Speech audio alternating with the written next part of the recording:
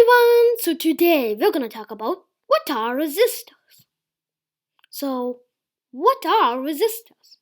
Well, resistors, you could think of them like in the middle between conductors and insulators. So, what is a conductor? Well, a conductor is basically a material that allows electrons to freely go through them.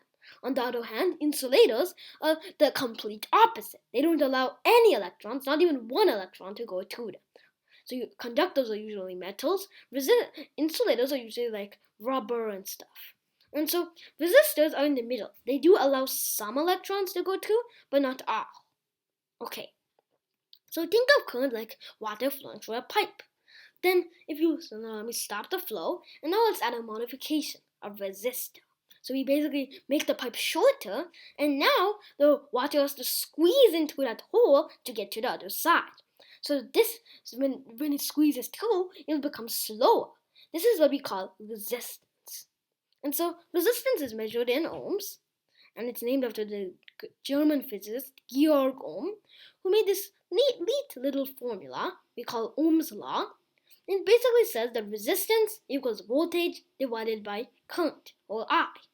And you could also put it in other ways, like voltage equals I times R, voltage equals current times resistance. And so we're going to be talking about two major types of resistors: fixed resistors and variable resistors. And so variable resistors, the resistance is variable. And fixed resistors, as the name says, the resistance is fixed and you can't change it. So how does a fixed resistor work? So, well, a fixed resistor, and the symbol is this in America, this is in Europe. And so a fixed resistor basically works with these resistive materials. And so this is a carbon film resistor. There's many types of resistors, but this is the most common. And so carbon film resistors, they have just carbon films, right? They have these carbon films, and that's the whole point of the resistor. That's the resistive material. So you can find many different types of resistive material, including your pencil lead is also very resistive, and if you put a circuit through them, then they would start to spark. And I highly don't recommend you do that at home. And so the carbon film is the resistive material. On the outside is just a ceramic substrate, and that keeps the resistor from burning. And you can actually see a real-life example of resistors being used to be burned. One of these is light bulbs. They use electricity to power the both sides of the resistor, and then when they do that, then the electrons going at the speed of light will hit the carbon atoms. They'll hit them so hard it will create heat, friction, and also they will create light, and that's what lights use, light bulbs. And so we don't want our resistors to keep on burning when we use them, so we have this ceramic substrate to cool them down. Fun fact time! Did you know that the smallest resistor in the world is only 0.3 millimeters? It's extremely small, as you can see here.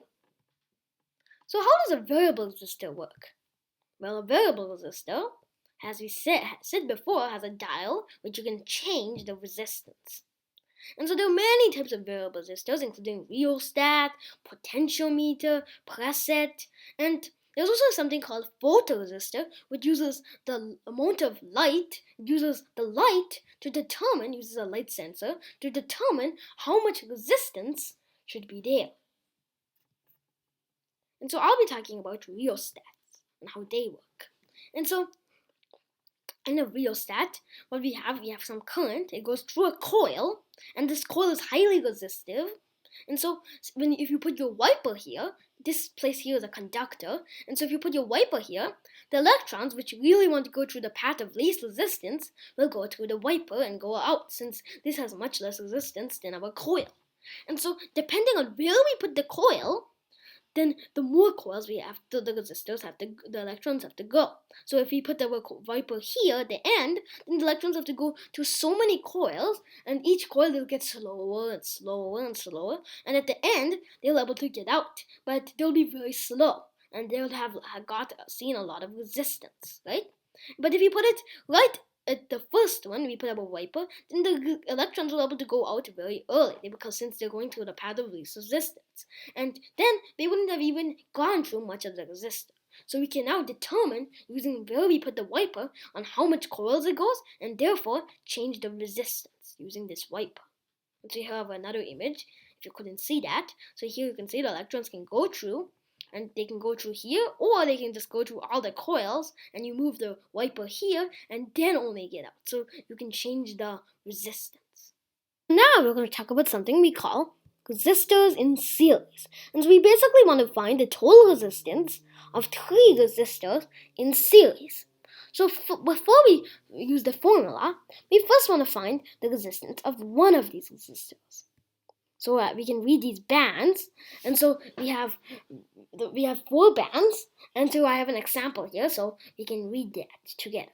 So we have yellow, which is 4, and then we have purple stands 7, so 47, then brown standing as 10, and so then we multiply 10 with 47, since that's a multiplier. So we multiply 47 times 10, we get 470. Then we have this golden strip that just says that it's a tolerance strip, and it's just saying that the manufacturer is just going to tell us that he thinks it's 470 ohms resistance, but he could be wrong by 5%. And so our example also has a golden strip there. And so now let's read it. So the first number in our resistance is 2. Next is also 2, right? 22. And then black just stands for multiplying with 1. And since 22 times 1 is just 22, the answer is 22 ohms. Now we put that in all 3. And now we want to find the total resistance of these 3 resistors. So now we can use the formula R1 plus R2 plus R3 equals RT. So we just have to add these 3 values. 22 plus 22 plus 22 equals 66. And so now let's talk about something we call resistors in parallel. So we put the lines, and you could think of it like this. If the electron can go through this path, but it doesn't need to go on like in series, it can also go through this path and the other path.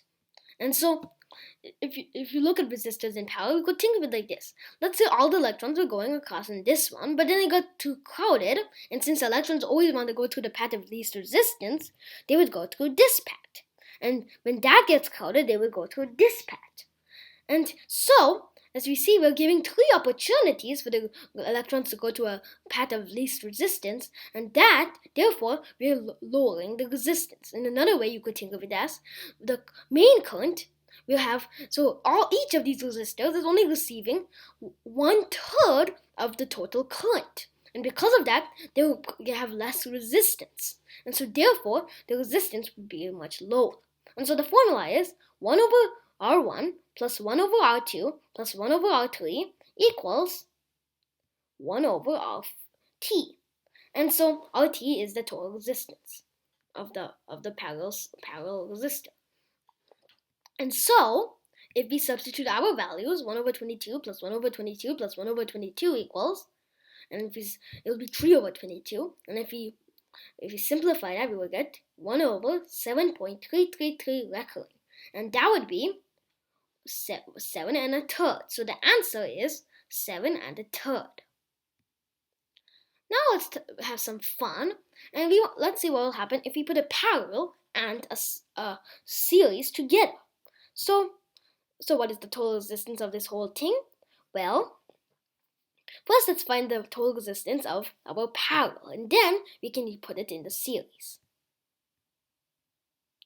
So first let's find that. So let's take our formula. So 1 over RP, and I'm just saying RP because it's only the parallel, and I don't want you to get confused with that being the total. It's just the total of the parallel. And so 1 over RP equals 1 over R1 plus 1 over R2 plus 1 over R3, and since we have 4, plus 1 over R4. And so we can substitute our values. 1 over 22 plus 1 over 62 plus 1 over 250 plus 1 over 2300 equals 1 over RP. Or, if we simplify it, we'll get 1 over 15. And this would be a decimal. It wouldn't be 15. It would be 15.14, but I simplified it to 15. So now our answer is 15. And so, now let's think these 4 resistors are just one resistor and not 4 resistors. So now we can put it in the series formula. So if we take our series formula, R1 plus R2 plus R3 equals RT, the total resistance.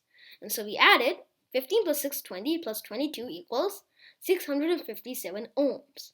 So our answer is 657 ohms. So now, you might be thinking, what are resistors used for? Well, resistors can be used for, let me give you an example. So let's say you were using your game console and you had to charge your gaming console. And so you decided to charge it to a charger. But what if that charger had so much electrons, and then when they flooded into your computer, then they burned your computer down, since electrons are, if you have too much electricity in something, it'll burn down. And you don't want your computer to burn down. So what you can do is, instead of putting just a wire, you can put a resistor. So the resistor will resist enough electricity so your computer doesn't burn down. Thanks for watching. I hope you enjoyed the video. Bye!